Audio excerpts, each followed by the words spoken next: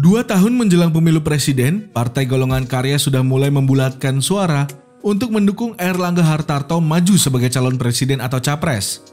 Airlangga yang saat ini menjabat sebagai Menko Perekonomian juga mendapat dukungan dari dua petinggi Golkar yang sempat berselisih, yakni Abu Rizal Bakri dan Agung Laksono.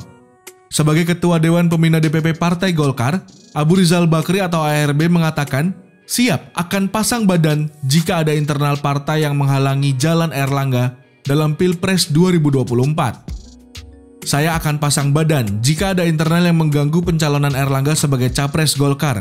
Sekali lagi, saya tegaskan, jangan ada yang bermain di genderang orang lain. Lebih baik kita bermain genderang kita sendiri. Jadi ingat itu ya, kita harus solid, karena dengan solid kita dapat meraih kemenangan.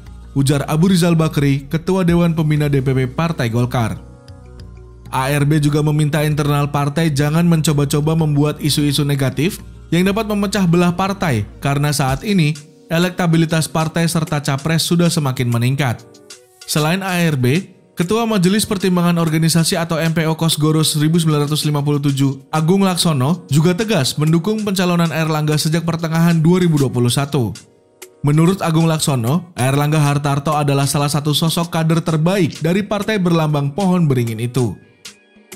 Mas Airlangga harus bersedia dan siap menjadi capres pada pemilihan presiden 2024. Bukan hanya sosialisasi dalam bentuk baliho spanduk, billboard, tapi juga menjelaskan prestasi dari Mas Airlangga, ujar Agung Laksono, Ketua MPO Kosgoro 1957. Atas dukungan yang diberikan dari dua petinggi partai, Airlangga Hartarto berharap Golkar bisa bangkit kembali pada 2024 nanti. Sudah 2 dekade Partai Golkar nomornya selalu yang kedua. Oleh karena itu saya menantang kita semua untuk menang di 2024, ujar Airlangga Hartarto, Ketua Umum DPP Partai Golkar. Namun, jalan Airlangga menuju Pilpres 2024 masih berliku dan penuh tantangan. Tantangan ini terlihat dari sejumlah lembaga survei yang mencantumkan nama Airlangga Hartarto masih rendah. Bahkan sebagai elit partai, Airlangga kalah dibandingkan dengan Puan Maharani, Agus Harimurti Yudhoyono, dan Prabowo Subianto. Selain itu, Partai Golkar sendiri belum cukup kursi untuk mencalonkan presiden tanpa ada partai pendukungnya. Karena saat ini Golkar hanya memiliki 14,8% kursi DPR dan 12,31% suara sah pada pemilu sebelumnya.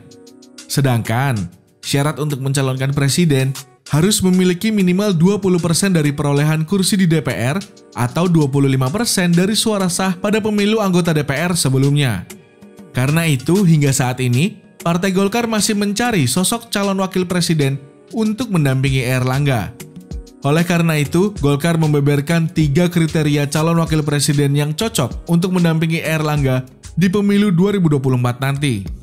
Kriteria pertama, bakal cawapres harus memiliki chemistry dengan Airlangga Hartarto agar bisa berjalan bersama. Kedua, bakal cawapres yang dicari itu harus memiliki basis massa yang bisa menambah basis yang sudah dimiliki Partai Golkar. Ketiga, cawapres merupakan sosok yang bisa menempatkan dirinya sebagai cawapres, tidak bergaya seperti capresnya. Kira-kira dengan strategi seperti ini, Partai Golkar bisa bersinar lagi kah seperti era Orde Baru?